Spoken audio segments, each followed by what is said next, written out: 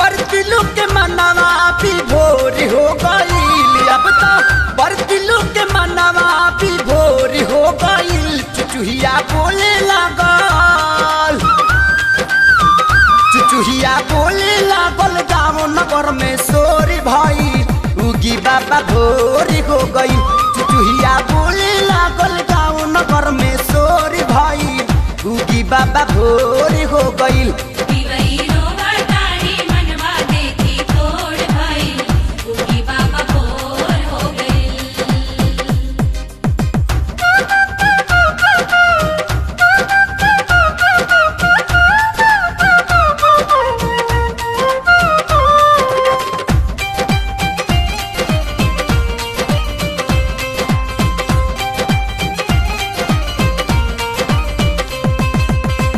सभी बरत से कठिन हवे ई बरतिया पके दाया तिवई लोके हरली विपतिया।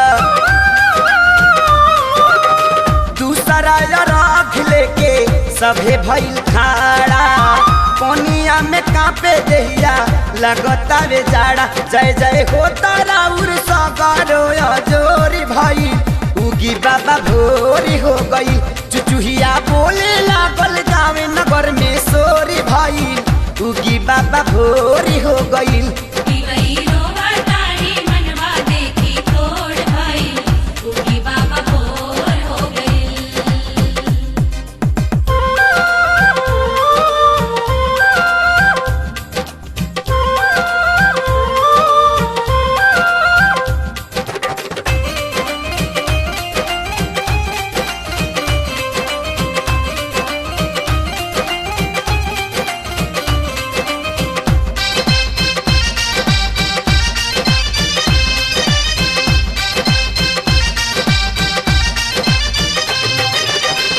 द्वापर से भइल यही छठ के शुरुआत हो।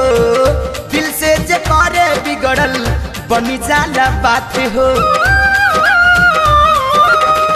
सबका से पहले छठ द्रौपदी जी कैली राजपट के मालिक उता क्षण भर में भैली।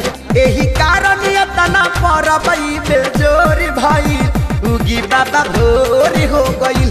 चुचुहिया बोले लागल गावे नगर में सोरी भाई उगी बाबा भोर हो गई।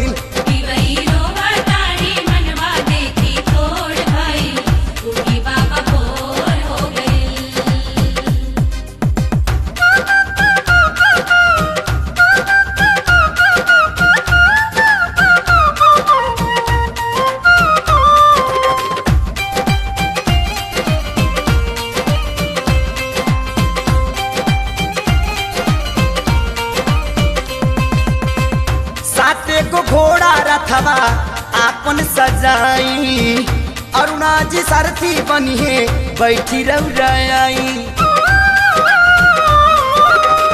ओम भस्कराय नमः सभे को हरावे कृष्णा के सारी बाबा दोहा के बोलावे। तो पवनी असर में भर भर आखी लोरी भाई उगी बाबा भोर हो गई।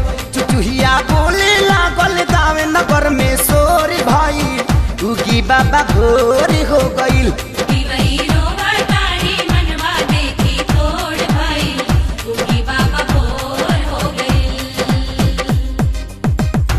अब तो बरतिलू के मनवा भी भोर हो गई।